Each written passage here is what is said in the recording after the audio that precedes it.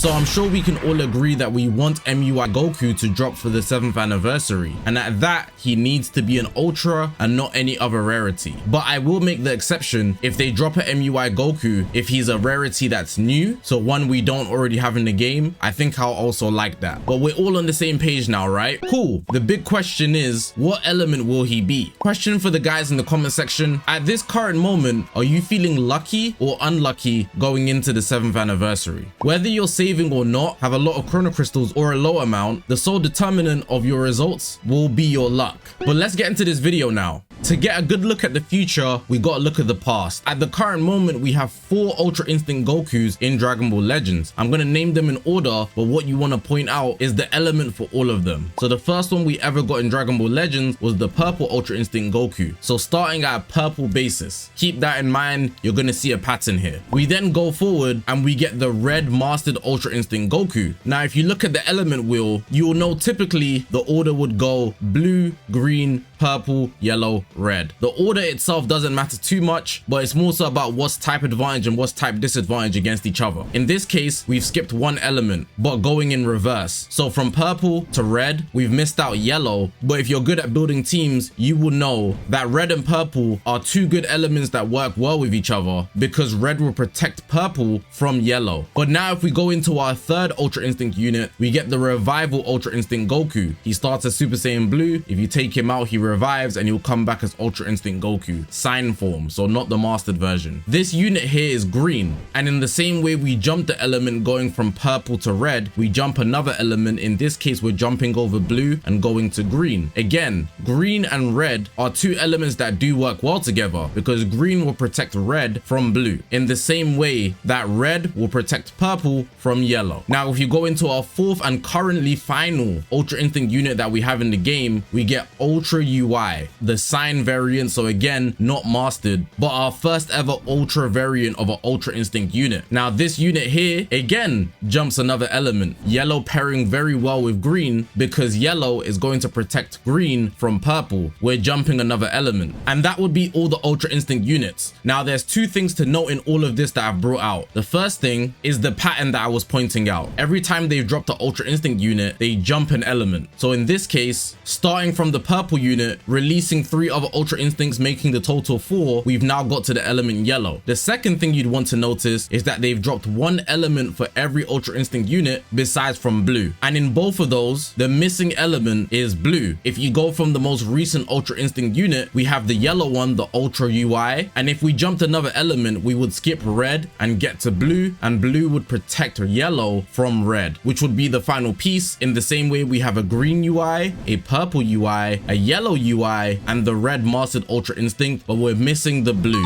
So in conclusion, using this logic, the best element or the most likely element would be blue for this new Ultra Instinct unit. Now I already know there's a lot of people in the comment section saying that I'm reading into things or this is just doing too much, but what I want you guys to know is this is not just the case for Ultra Instinct Gokus. There's a lot of other units that Legends have created patterns with when it comes to their releases based on the different variants of that specific character. In this case, I will use Beast Gohan. We currently have 3 Beast Gohans in the game. The first one was blue, the second one was red, and he's a transforming unit, and the third one is the Ultra, which is yellow. Not as big as a pattern, but every Beast Gohan that we get, moving forward to the next one, the previous one counters the next one. So the first one being blue counters the second one, which is red, and the second one being red counters the third one being yellow. If you looked around and you used your brain enough, you'd be able to find more, but I wanted to just point this out to show that there's a lot of patterns like this that would lead into the speculation of this video, where I've given my conclusion of MUI Goku being a blue element unit. Beyond this, there's not much more evidence. We'd be picking at straws, but one big thing you might want to point out is the fact that they recently Zenkai'd Android 18. This unit here, Zenkai buffs universe rep, and if MUI Goku drops as a blue unit, he would also feed off this. Now directly, most people have pointed Android 18 out as a MVP 17 Zenkai buffer, but this here would be 2 birds in 1 stone alone, considering they've also revived the core of the team MVP 17 with a platinum equipment earlier this year. Also, based on the pattern that I mentioned earlier, to protect these blues, all they'd need to do is have one good purple for universe rep, and the team could be run as purple blue blue. In this case, if there's any greens threatening the blues, then there'll be a purple to keep the team alive, and that would be enough, as it wouldn't be the first element based team that we have in Dragon Ball Legends. We saw in the 2023 festival, when universe rep was very popular in the same release as Red Beast Gohan, we had Evoken who's green and purple Jiren while MVP 17 was running. Now the weakest unit on that team was actually MVP 17 because he'd had a lot of age he released at the start of the year. But with Jiren getting a Zenkai, he was a good element protector for that MVP 17, as purple protects blue from greens. And let me also point out that the team had amazing synergy because of their defensive traits and their ability to do long combos. I haven't mentioned this as well, but naturally I think it would just make sense to fill out the whole color wheel to have one element of every Ultra Instinct unit. If they create another Ultra Instinct unit of the same element that they've already dropped before, it makes the previous one a bit less useful. And I think for a unit that's so special to Dragon Ball Legends and everybody who has those units, it'd make way more sense to just separate them all. So if I had a blue one, I wouldn't have to replace any of the others. Or if I had a green one, I might not use Rev Sign anymore. If I had a purple one, I'm definitely not touching that old purple UI, so on and so forth. But that would be it for the line of evidence regarding MUI Goku's element, concluding with the element blue.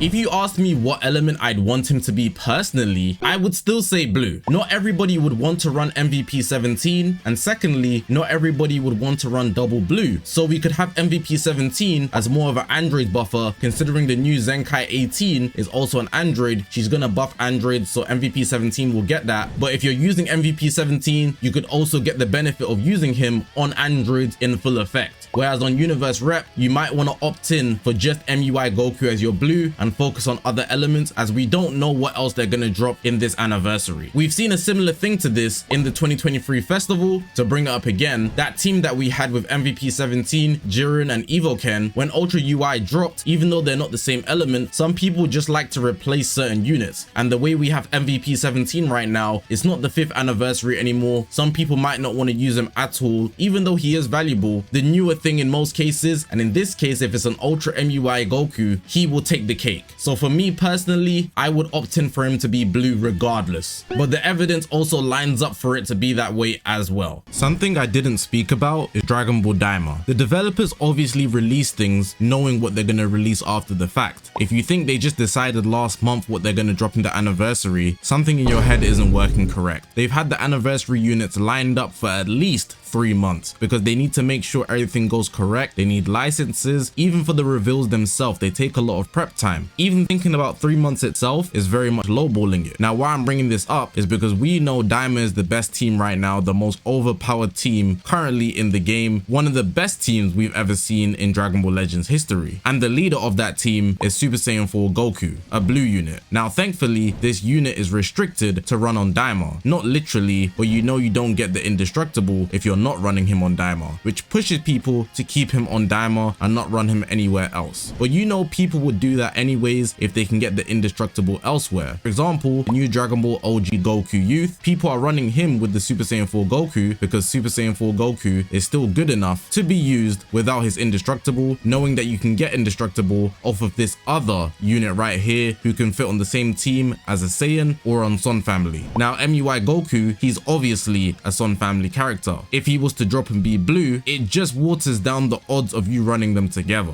If you ask me what are the chances of MUI Goku having indestructible, I'd say they're pretty low. So I think it's more likely that MUI Goku being blue is a good thing because Forku won't be able to be paired with him as easily. It doesn't make it impossible, but there are cons to running double blue or double any element, because if they have the element that is type advantage, yes, you can protect your team with a purple like I mentioned earlier, but it's a 3v3 game at the end of the day and you're not always going to be able to protect yourself. Element teams work well, but they also have weaknesses, just like almost every other team besides Dragon Ball Daima. In short, if they're going to drop a lot of overpowered units that fit on different teams, in this case we already have Super Saiyan 4 Goku, we have the Trunks and Gohan, who's not as overpowered, but the succession layer makes them super valuable on future. And if we're gonna get an Ultra MUI Goku in the anniversary and he's blue, having all these units be the same element and potentially with slight restrictions in their kit would mean even if people wanted to, it would be be very inefficient to put them on the same team. They wouldn't synergize well on the same team, and you can avoid the drama of having to deal with MUI Goku, Super Saiyan 4 Goku, and one other overpowered unit. Even if the third is weak, those two together is insane. Could you imagine Super Saiyan 4 Goku from Daima with indestructible on every team he's running on? That would be an absolute mess. So the restrictions are necessary, while if they put elements of characters that are overpowered as the same, just naturally forces all teams to be spread out. Depending on how they execute though, I think it would make the most sense if they're planning to fix things like they've been releasing updates, making the game quote unquote better. The best way would be through restrictions and keeping the elements somewhat linear for characters that could sync up well.